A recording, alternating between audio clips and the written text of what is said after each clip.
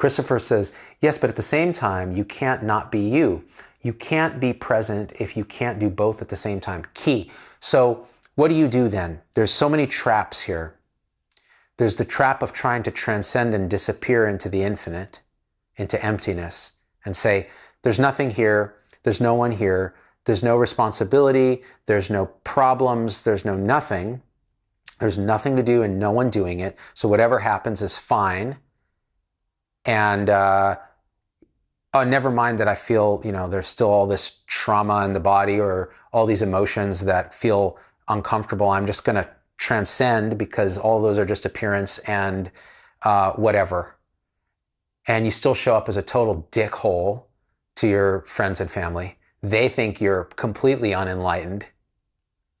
In fact, less enlightened than ever, because now you have a spiritual ego and you don't know it. And so the trap of going right into emptiness and just trying to live there doesn't work, because that's not reality. Reality is all of this. We're showing up as this, as a human with a story and consensus reality. And that is the same stuff as everything. It's all one. That's the idea with this non-duality, not two. All of it is the same. So you can fully and knowingly inhabit this life and show up with love because that's just the natural way it shows up. Doesn't mean you don't get super pissed or angry. And if there's reactivity, you can sit with it and see, why is there still reactivity?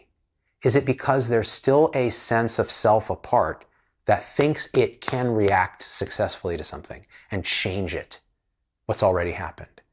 And if that's true, you can sit with that, right? So there's always this human incarnation that's showing up. And it's a gift, actually.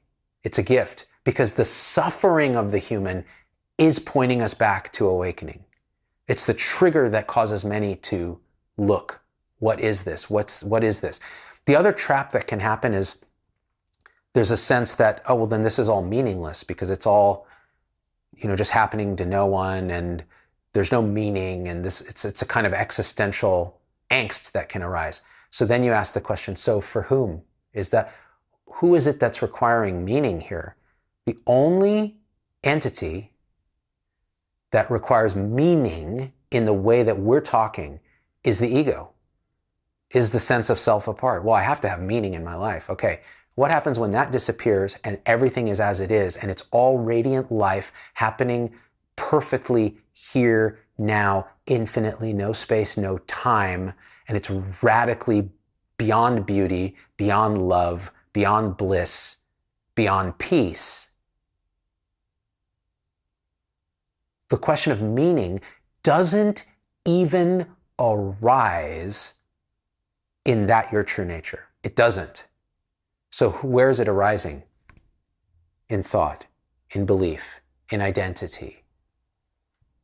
So meaninglessness, trying to hide in the empty nature of, transcend everything. Well, I'm just consciousness. So everything is just happening and I don't do anything. Is that how it works though? Is that how you experience this? Or are you trying to, again, create a self apart that puts distance between you and something uncomfortable, using that as the excuse? And you see it all over the internet, these sort of non-duality police walking around. There's no you doing anything. It's like, is that really what you experience? Because you're a dick. So I'm curious. What's going on. It's really interesting. And again, all of us fall into these traps at some point.